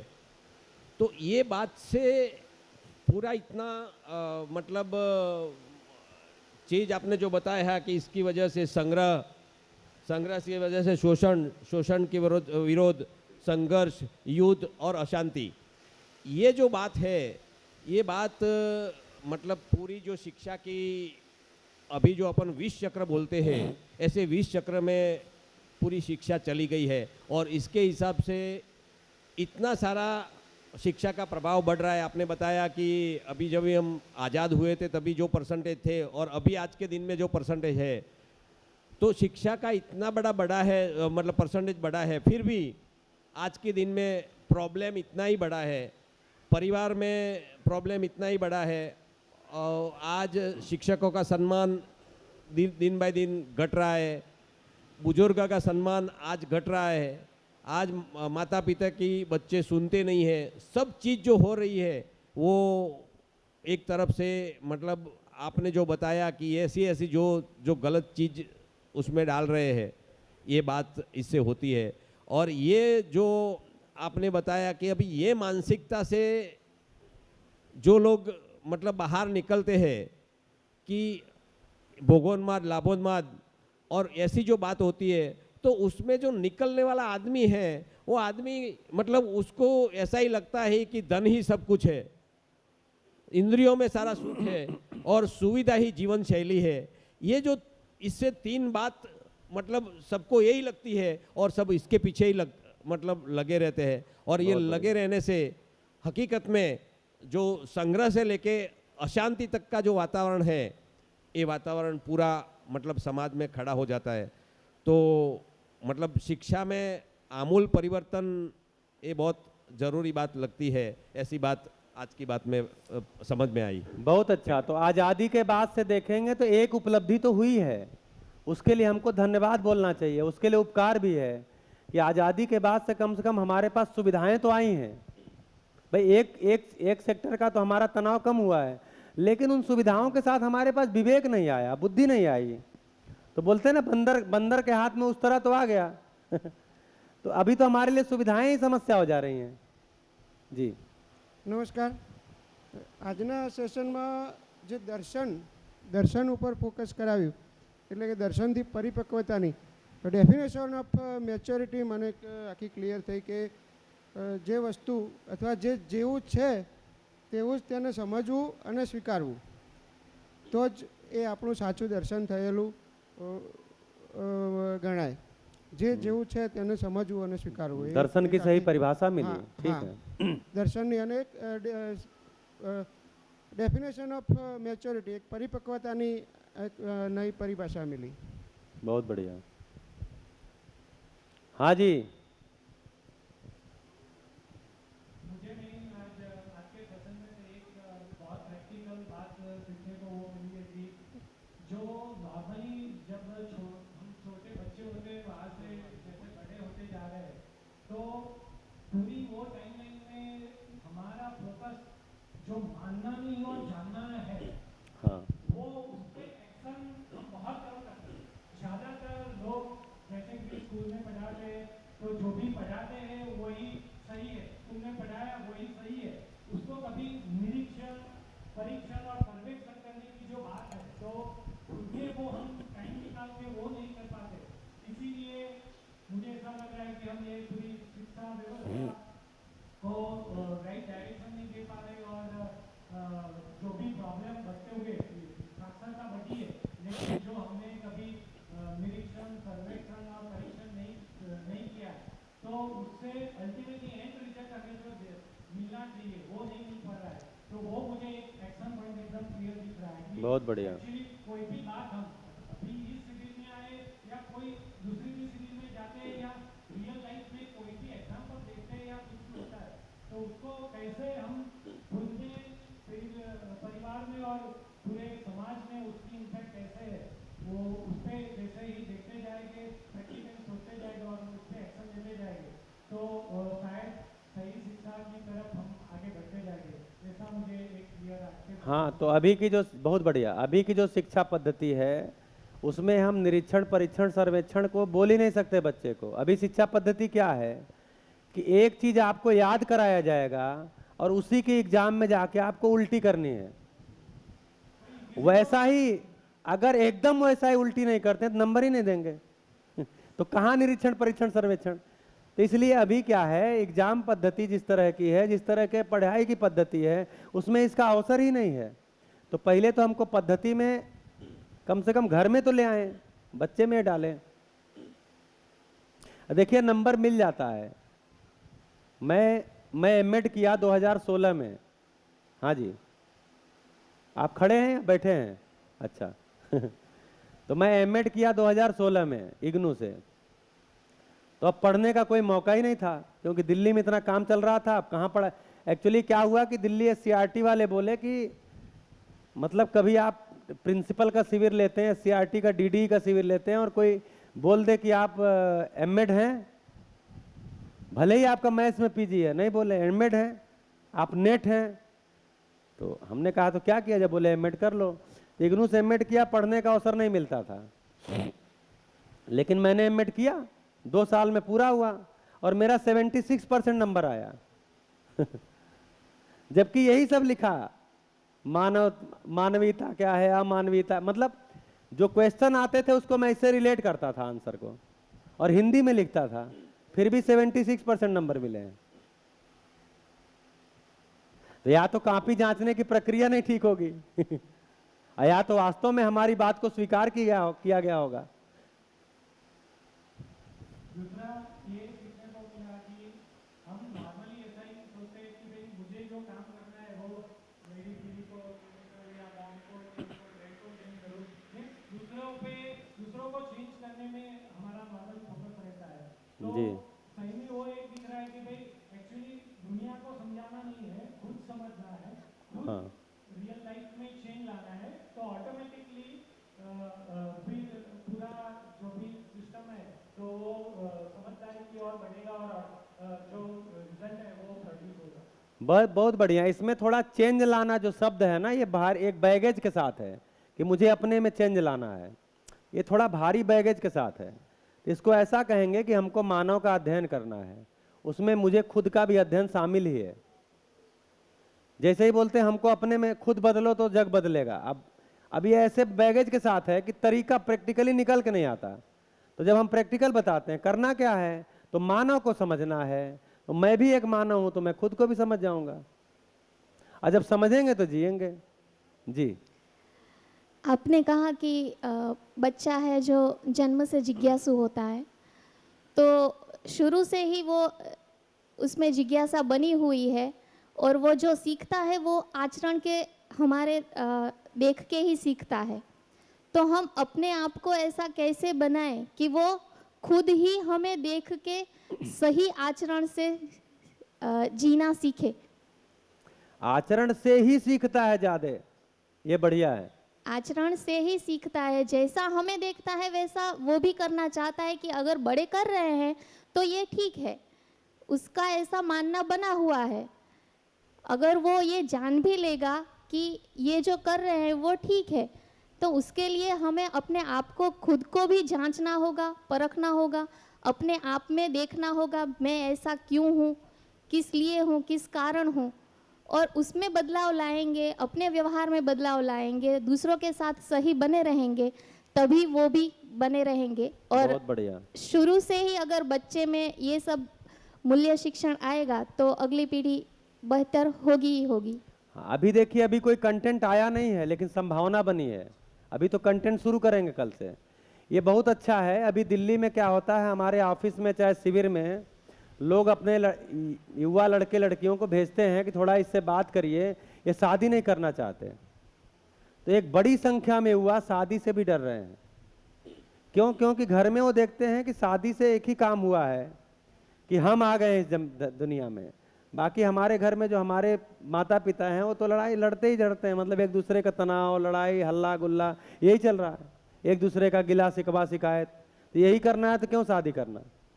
तो धीरे धीरे एक बड़ी युवा पीढ़ी, एक युवा पीढ़ी एक बड़ी संख्या में इससे डरने लगी है। इसका क्या करेंगे? इसलिए घर में अगर आचरण नहीं आया तो मल्टीप्लाई क्या होगा।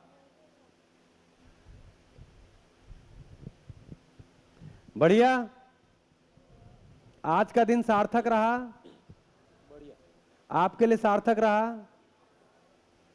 आपका सहयोग बहुत बढ़िया रहा। आप लोग दिन भर बैठे, मतलब ज़मीन पे दिन भर बैठना कोई सुविधाजनक थोड़ी है। हाँ, लेकिन ये सुविधा है कि लेट भी सकते हैं। तो आप लोग दिन भर बने रहे, बहुत अच्छा, बहुत बढ़िया, ऐसे ही सहयोग बना रहे। कल से बढ़िया से और कंटेंट आएगा और संवाद करेंगे। बहुत बहुत धन्यवाद। नमस्ते। ओके, धन्यवाद।